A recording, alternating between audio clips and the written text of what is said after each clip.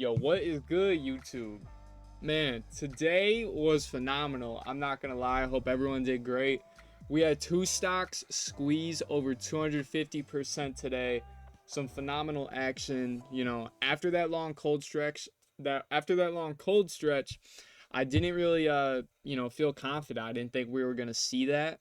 I thought small caps, I thought stuff was gonna roll over today, but we ended up getting that explosive move, and that's what I love to see. So today I was 6 for 6 on my trades. I had 100% accuracy. I didn't overtrade. I didn't push my limit. I did good. I'm proud of myself, and I hope everyone else did equally as good. And you guys took it slow, even though they were popping off, and you didn't overcompensate and have too much like overconfidence and overtrade and give back profit. We want to take it slow, especially with how it's been. I was really playing hot potato with GREE, so I saw it pop up, and I took my first trade on it at 704. So that would be, well, we're 704. I went back a little too far. So hold up. I was looking at the wrong stock. GLTO is what it was. Okay. GREE is what I recommended in the watch list. So before I get in to the recap, I think I said so just cuz I was on that stock, let me go back really quickly, cuz I know I put out a post for GREE. So GRE break at 275 and had room to 384. So it popped up above that level and then got slammed down. And that's what I thought was going to happen. That's why I said if it holds, it has room to, go up. So, and then IFRX, there was a short position ascending resistance. So if you got that short right at 4 a.m. and had your order in, I mean, that was a nice trade for short. So if you got that, that's awesome. But anyway, now GLTO, we saw a squeeze up over 400%. Phenomenal move. Honestly, crazy. I can't believe we got that type of move with this action. Sorry about that. Someone's calling me, but they're going to have to wait. So, like I said, we took our first trade at 704. So that was right here. This started squeezing up. We bought in at 1132. That's what we got filled at. I think we were going for the break of 11, and we got filled a little higher than I would have liked. And then it squeezed up to 1174, and I jumped out of it there. It pulls back. I jump back in at 1217. I get out at 1243. So I'm playing like hot potato with GLTO because you got to think we've seen these stocks squeeze up, but a lot of them lately have just been rolling right over. So I don't know if it's going to hold or what's going to happen. And to be honest, we've seen this acquisition headline multiple times, and they've rolled right over. So I didn't have the full confidence that it was going to hold, especially with the last week and Friday ending super slow. But it ended up working, and then I jumped in again at 1132, 1132, got out at 1144, jumped in at 1198. So I think, where was that at? 1198. 98, and it squeezes all the way to 1311. I jump back out. I buy this dip right here, and I get in at, or no, I got in higher. So I saw this start to break away here, and I got in at 1865, squeezes all the way up to 1969. I jumped back in again on the pullback, and that was at 1834, and I got out at 1906. This thing just kept squeezing away.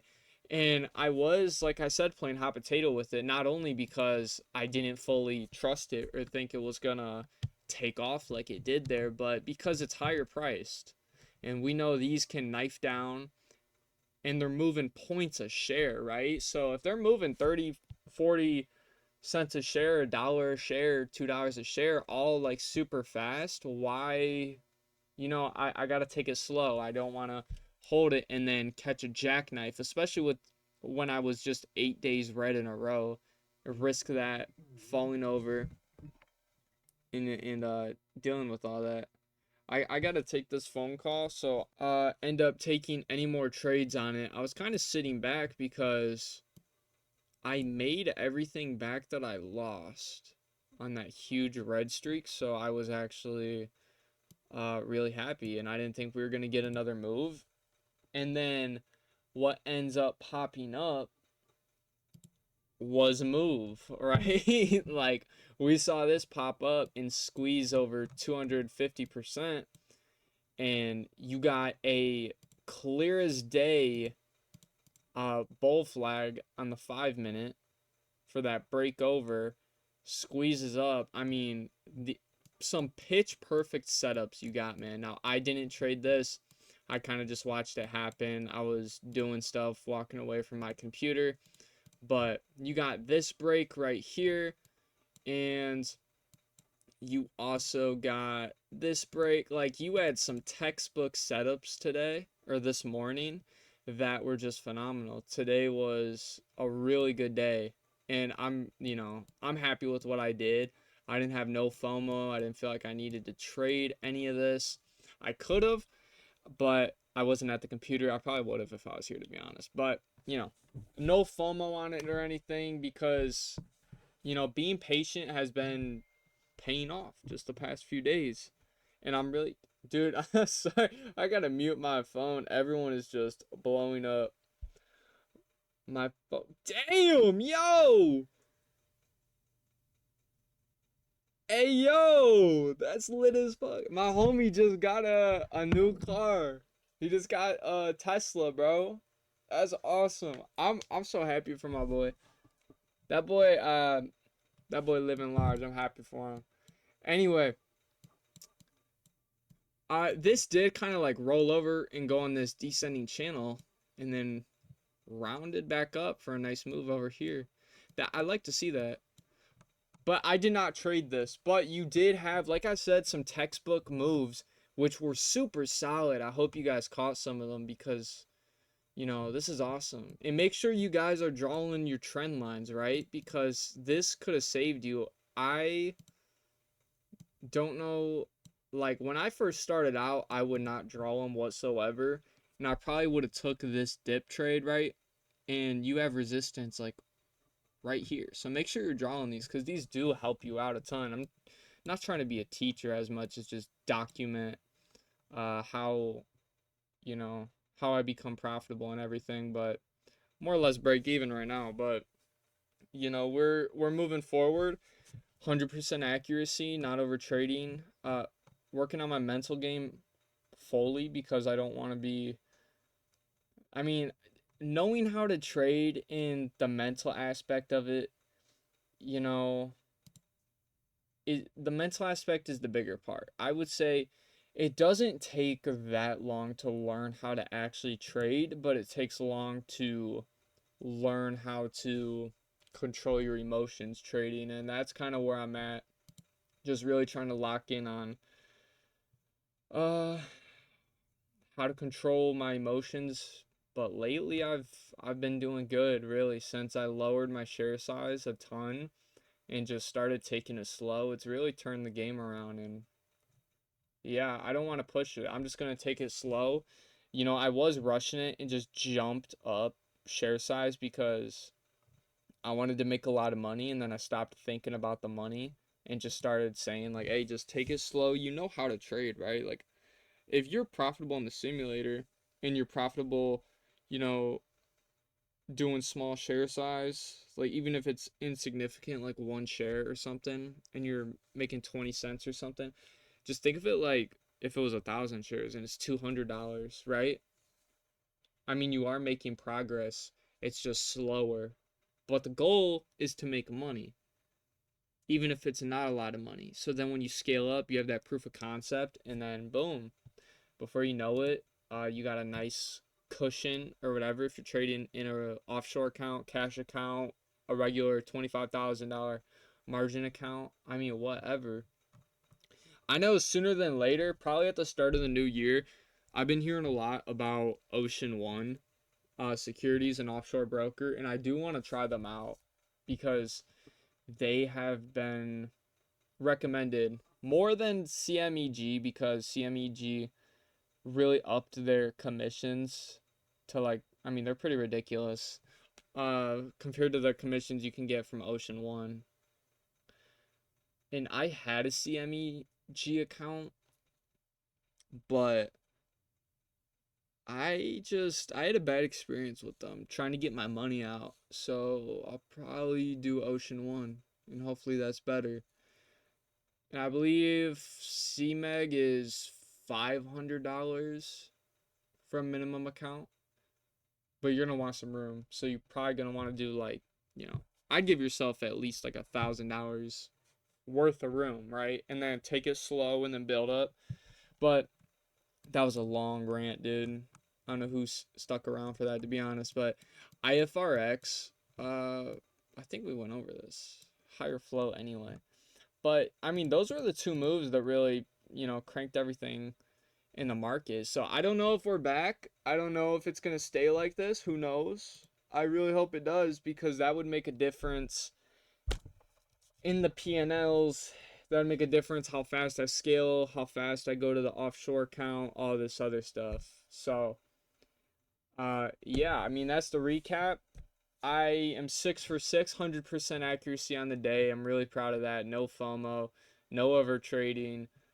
Um, Took it slow. It paid off. Really happy to see that. Really happy to see the explosive market that we're seeing. And I didn't think the government shutdown really had anything to do with it, but sure enough, when they announced, they didn't announce that it was like the government shutdown was over, but they announced something like, oh my gosh, bro. How did I Yeah, I didn't think this whole government shutdown thing had anything to do with the explosive moves today, but sure enough, when they announced that they're gonna get someone, well, I mean, I always take the news with a grain of salt, but that they're gonna get someone on it and make a decision here soon. Small caps picked up. I was trying to find the news thing on it, but it's like it disappeared. So maybe the government changed their mind and took everything down. So I don't know. But that's gonna wrap it up.